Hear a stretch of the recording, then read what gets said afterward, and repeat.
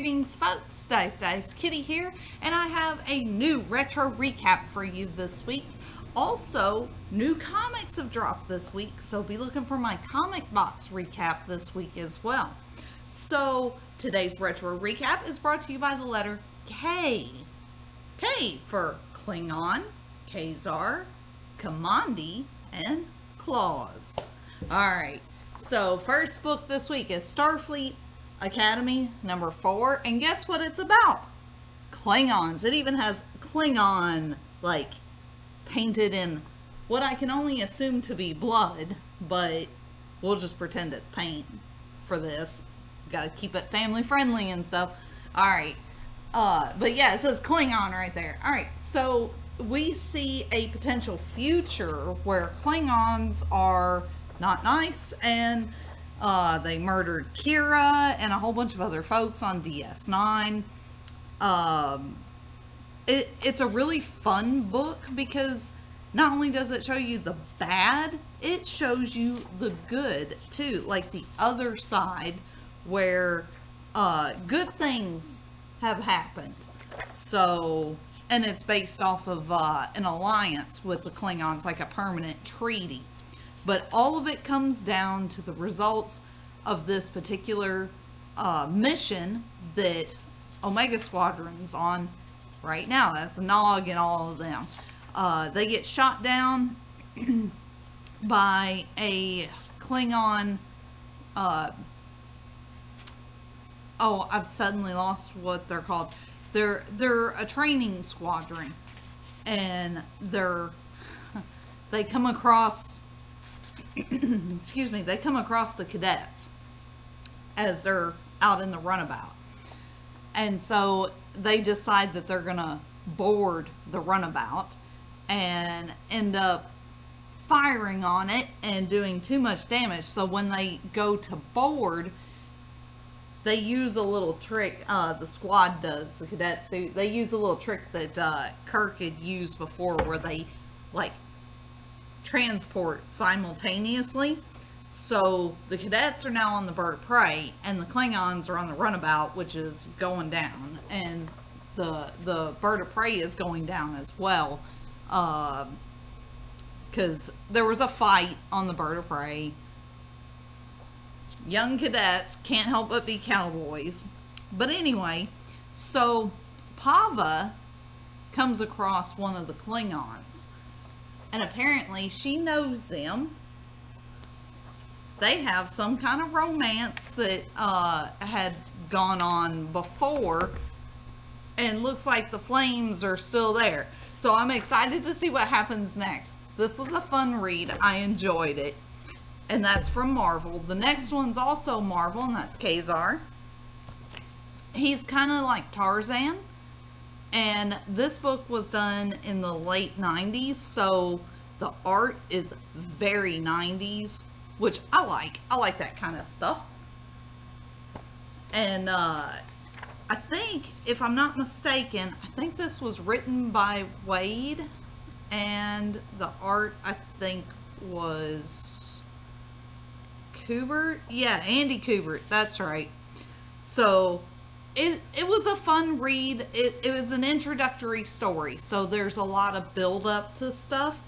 But one thing that happens that I don't know if it actually happened or not, Zabu, Khazar's saber-toothed tiger, gets shot, and I think he's dead, but I'm not completely sure. I haven't read this series before, not this particular run, but yeah, the last panel, you know, it's like, oh no, his kitty's dead. That's not good. But in this book, Khazar's married, and they have a son, and I think her name is Shayna, I think is how it's said. But he's having kind of like a midlife crisis where he kind of wants to go back to civilization, but not really. Like, he wants to bring civilization to the Savage Land, and him and Shayna had made a pact that they wouldn't do that. So she's trying to remind him of that, but he's having doubts, you know. So it's kind of a romantic, like, back and forth. But there's a lot of build up at the beginning with the guy who's supposed to be hunting Kazar. So this is, I believe, maybe a 6-issue miniseries. I'm not sure. I've got the first 6 issues, so I plan to read more of those. I enjoyed that one as well. Alright, now the next book, this is the Store's book. So if you're interested in this next book or the one after it, be sure you come by the store. Commandi, I'm not sure how it's said. I think it's Commandi Challenge number 2. Okay, this book was hilarious. I started reading this morning. I had no clue what I was getting into, because I was like, okay, it's a kid. He looks like he's, you know, in some kind of weird world with a bunch of, you know, savage, like, animal people. No. The animal people, the anthropomorphic characters, think he's a pet of some kind. So that to me is funny, but there's a lot of comedic moments in here. There's a lot of sarcasm. There's some cynical stuff. This is a book you do not take seriously. Now, this used to be a series before, and the store has an older copy. Now, I don't know if the previous series is like this newer series, but it's a book that I find fun to read. I like the characters because, I mean, giant tiger people, giant dog people, crow people. Oh, this one part. Okay, so this kid is fighting a crow person. And when I say crow person, I'm not kidding. So they look like crows. And then I turned to the next page and I was like, oh, where did that come from? The dude has hands in his wings. And he's throwing batarangs. And I'm like, whoa, that's weird, but fun, and I like it. Yeah, the other crows took off with, like, some artifacts of superheroes, so I know those are batarangs that he's got. So now I'm not familiar with this chair. I'm sure somebody's gonna go, how do you not know what that is? I didn't read a lot of DC, so that's got to be something from somebody, and I don't know who it's from, but he sits in it and it like teleports them. He's trying to get away from them. It is absolutely hilarious, though. The Manhunters show up and zap the Tiger Prince's, or the Tiger Prince, and his little dog friend. And the kid is trying to get away, so he just kind of like jumps off the cliff. I mean, if he's gonna die, might as well just die at his own means, right? But no, there's got to be more to it because this is only number 2.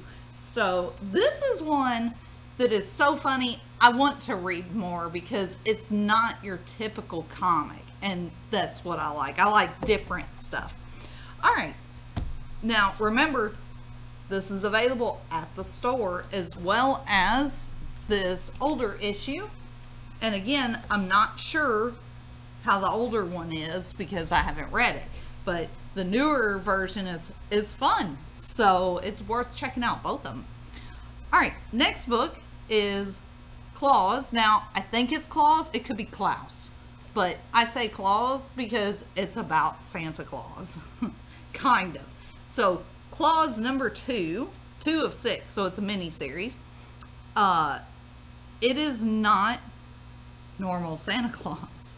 He's like scaling walls and like delivering toys to kids and like leaving graffiti and what I assume is a dead body. But if you've ever seen, I think the movie is I think it's just one of the stop motion Santa Claus is coming to town, maybe. It's either that, it's the one with the Burgermeister. If you've seen that one, that's what this reminds me of. The guy in charge of the town doesn't want anyone to be happy because he wants his son to be happy. So Claus brings all these toys, and then this guy, the cloaked guy, takes all the toys to give to his, I assume that's his son. And the toys were magic before, they were working. Well, this kid gets a hold of them and they don't work anymore. The birds don't fly, the little things, they don't dance around. So he gets mad and he starts breaking stuff. And the woman, who I'm pretty sure is his mother, picks up the bird and says, "Claus?" You know, like, oh. So they've got a history of some sort, but, oh, Claus beat up this big giant dude and turned him into an upside down snowman. That's hilarious. So this was a fun book too. Jeff has, I think, multiple copies of this here. I'm sure it's a trade by now. Oh, this is not DC. This is Boom.